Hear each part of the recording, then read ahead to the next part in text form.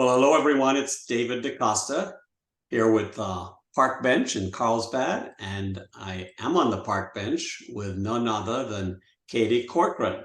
And Katie has a plumbing business, and I'm going to let her tell us all about it. So, Katie, welcome. Thank you. Tell us a little bit about your business, please. Well, I'm the only one in the company. I don't just own a plumbing company. These are plumber hands. I do the work myself. I'm the one that answers the phone. I dispatch myself. I maintain my fleet of one truck. I put the faucets in. I do the water heaters. I do the toilets. I am You're a fluid. one man, one plumber, One woman show. one Yes, woman one show. person show. Actually, you go by Little Plumber Girl, is that right? Yes. Okay, Yes. My very good. company Little name Plumber is Girl. Fluid Plumbing, but my website is littleplumbergirl.com. Perfect, love it. So, big question: what made Katie decide to open this business? Uh, well, I was a single mom of two absolutely beautiful little girls, and I was putting magazines in grocery stores, and I was eating through my savings, and my child support and alimony was not sufficient, obviously, and nor should it be, to take care of our household. So I went to the gentleman I was dating at the time and asked him if he had any extra work.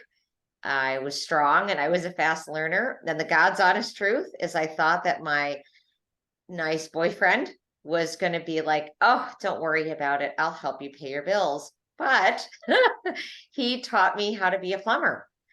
Little He, did you know it. See what? You got to be careful what you ask for, right? yeah, right. And so, what an amazing experience it ended up being. Rob was a great plumber, is a great plumber, however, that should be said. He told me that when we were at work, he was not going to be my boyfriend, that he was going to be my boss, that I got a break when I got this job, and my thank you was a paycheck. And I was to work really hard at becoming a plumber.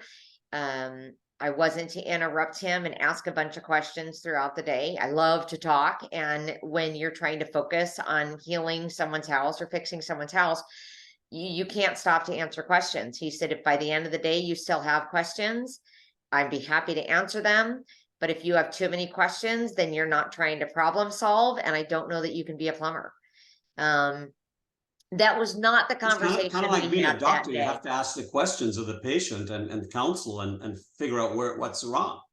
For sure, for sure. So, but a lot of what plumbing is in service and repair plumbing. It's a lot different than new construction, for sure. So, you have to figure out why something is breaking the way that it's breaking. Or, okay, so this is broken.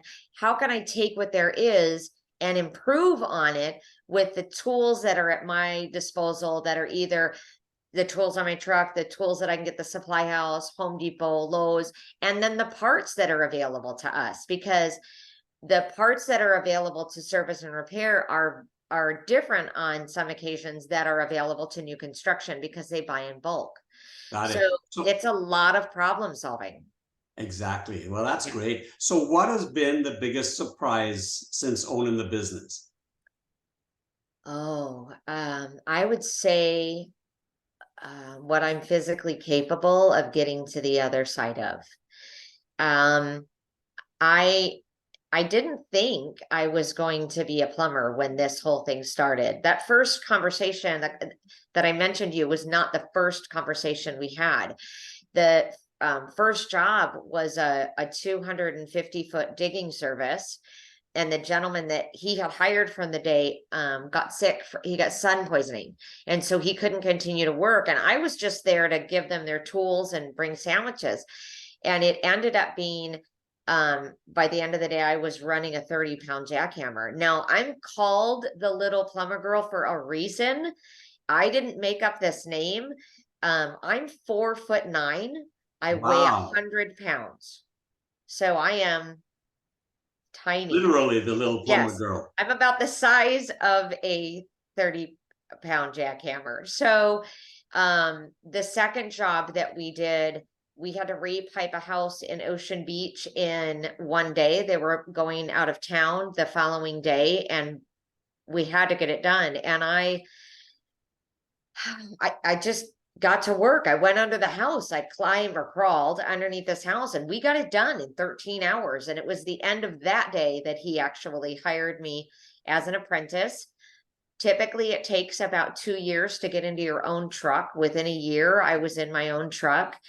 I've worked for a couple of other plumbing companies outside of Rob's company, So, just to get some other experience. But well, not just myself, but I'm sure the audience out there is dying to know.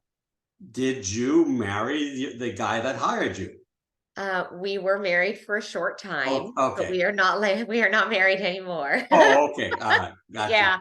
Uh, No, his life went in a different direction, and so did mine. He's a good man.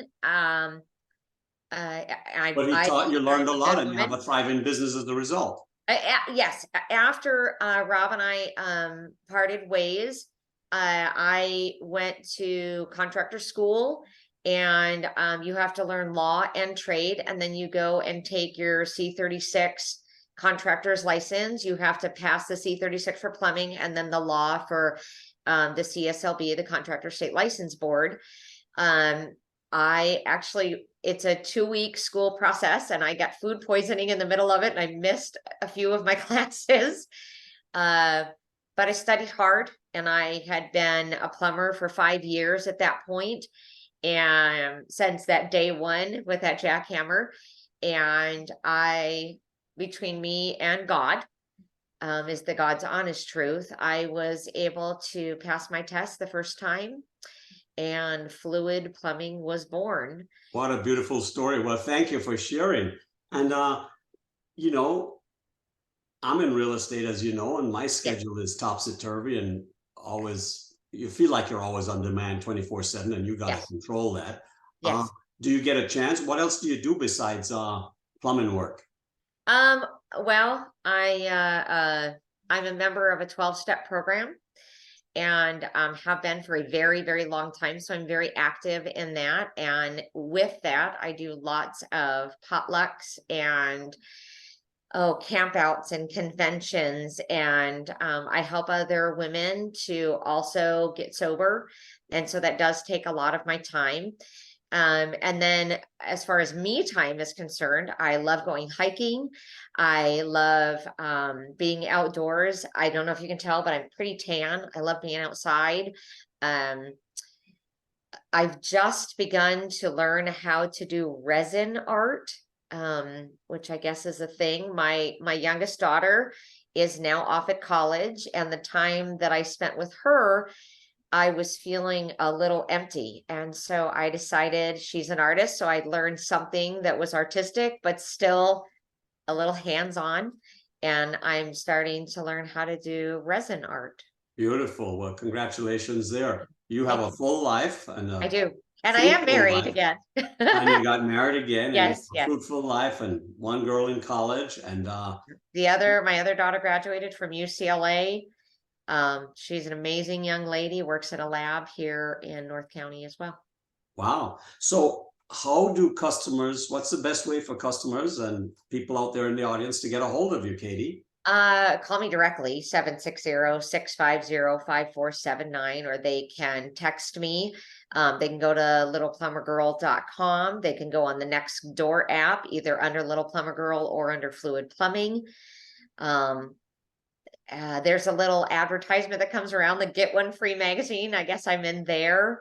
Okay. But it's, I learned a long time ago, whether I have this phone number or that phone number, or no phone at all for that matter, if God wants me to go to work, the people that need help, have a way of getting a hold of me, and then I can go to work. One of the biggest things in my life is to be of service to my community. I want to be able to be as helpful and help my community thrive as much as they can. And where I keep my costs down as much as I can for my customers, and I pass on that savings to my customers. But more than that, I am not going to get rich on any one customer. I am not going to retire even if I replaced everything in your house. So I walk in with God and honesty and integrity, and I'm going to do my best to fix whatever your issue is in your home. And if for some reason I can't, or it's outside of my trade, I have a good group of guys that are electricians, You can refer to. drywallers. I've built a community that treats these people as though they are family.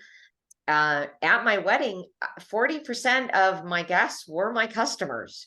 They Well, become family to me. you're the type of person I do business with a mentality like that, and Yeah, I'm going to reach out to you and stay in touch because thank you. being in real estate, I need reliable, top-notch, Trustworthy. hardworking Yes. vendors like you for my Yes. clients. Because when I recommend someone, I want to feel very comfortable, obviously, in doing Same, that. So, same, absolutely. I don't understand the type of thinking where uh and upselling, I understand because I am making a living, but upselling at the expense of somebody else's finances, I believe that a man or a woman is worthy of their wages. And if that's the truth, God puts the money where it's supposed to go. right. Well, Katie, thank you again for spending time with us here on the park bench, and Of course. really appreciate your time. Really appreciate you, the little plumber girl, and the path that you've traveled so far. And I know you got tons of area to cover still. Oh, So for with sure. that said, thank you so much, Thank you, and David. we'll see you soon. And thanks for joining us. Thank you.